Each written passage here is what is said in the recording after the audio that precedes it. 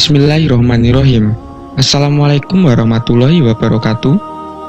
Pada suatu senja yang lenggang di zaman Nabi Musa alaihissalam, terlihat seorang wanita berjalan terhuyung-hayang. Pakaiannya yang serba hitam menandakan bahwa ia berada dalam duka cita yang mencekam. Tudung kepalanya menangkup rapat hampir seluruh wajahnya, tanpa hias muka atau perhiasan menempel di tubuhnya. Kulit yang bersih, badan yang ramping, dan roman mukanya yang ayu tidak dapat menghapus kesan kepedihan yang telah meroyak hidupnya. Ia melangkah terseret-seret mendekati kediaman rumah Nabi Musa alaihissalam. Diketuknya pintu perlahan-lahan sambil mengucapkan salam. Maka terdengarlah ucapan dari dalam, "Silakan masuk." Perempuan cantik itu lalu berjalan masuk sambil kepalanya terus menunduk. Air matanya berderai tatkala ia berkata, "Wahai Nabi Allah, tolonglah saya. Doakan saya agar Tuhan berkenan mengampuni dosa keji saya." "Apakah dosamu, wahai wanita ayu?" tanya Nabi Musa alaihissalam terkejut. "Saya takut mengatakannya," jawab wanita cantik itu.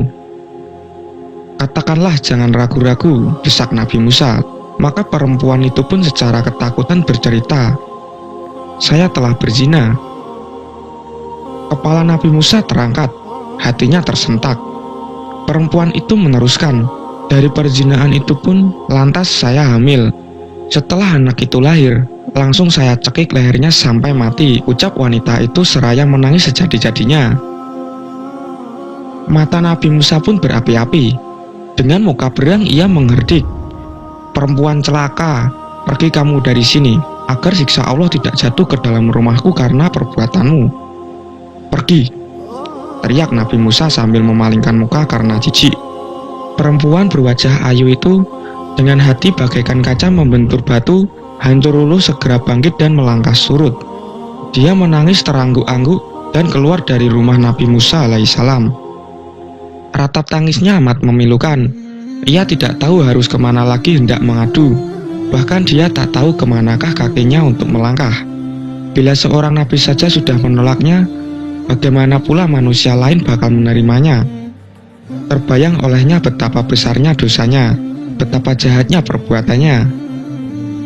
Sepeninggalannya, malaikat Jibril turun mendatangi Nabi Musa.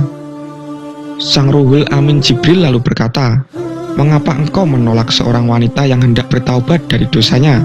Tidakkah engkau tahu dosa yang lebih besar daripadanya?" Nabi Musa terperanjat. Dosa apakah yang lebih besar dari kekejian wanita pezina dan pembunuh itu? Maka Nabi Musa dengan penuh rasa ingin tahu bertanya kepada Jibril, "Betulkah ada dosa yang lebih besar daripada perempuan yang hina itu?" "Ada," jawab Jibril dengan tegas. "Dosa apakah itu?" tanya Musa yang kian keliru. "Orang yang meninggalkan sholat dengan sengaja dan tanpa menyesal. Orang itu dosanya lebih besar daripada 1000 kali berzina," kata Jibril. Mendengar penjelasan itu, Nabi Musa kemudian memanggil wanita tadi untuk menghadap kembali kepadanya. Ia mengangkat tangan dengan khusyuk untuk memohonkan ampunan kepada Allah untuk perempuan tersebut. Nabi Musa menyadari orang yang meninggalkan sembahyang dengan sengaja dan tanpa penyesalan adalah sama saja seperti berpendapat bahwa sembahyang itu tidak wajib dan tidak perlu atas dirinya. Berarti ia seakan-akan menganggap remeh perintah Tuhan, bahkan seolah-olah menganggap Tuhan tidak punya hak untuk mengatur dan memerintah hambanya. Sedangkan orang yang bertaubat dan menyesali dosanya dengan sungguh-sungguh berarti masih mempunyai iman di dadanya dan yakin bahwa Allah itu ada di jalan taatnya kepadanya. Itulah sebab Tuhan pasti mau menerima kedatangannya. Dalam hadis Nabi SAW disebutkan, orang-orang yang meninggalkan sholat lebih besar dosanya dibandingkan dengan orang yang membakar 70 buah Al-Quran, membunuh 70 nabi, dan bersetubuh dengan ibunya di dalam Ka'bah. Dalam hadis yang lain disebutkan bahwa orang yang meninggalkan sholat sehingga terlewat waktu, kemudian ia mengodoknya, maka ia akan disiksa dalam neraka selama 1 hukub. 1 hukub adalah 80 tahun. 1 tahun terdiri dari 360 hari, sedangkan 1 hari di akhirat perbandingannya adalah 1000 tahun di dunia. Demikianlah kisah Nabi Musa dan wanita pezina dan 2 hadis Nabi. Mudah-mudahan menjadi pengajaran bagi kita dan timbul niat kita untuk melaksanakan kewajiban sholat dengan istiqomah.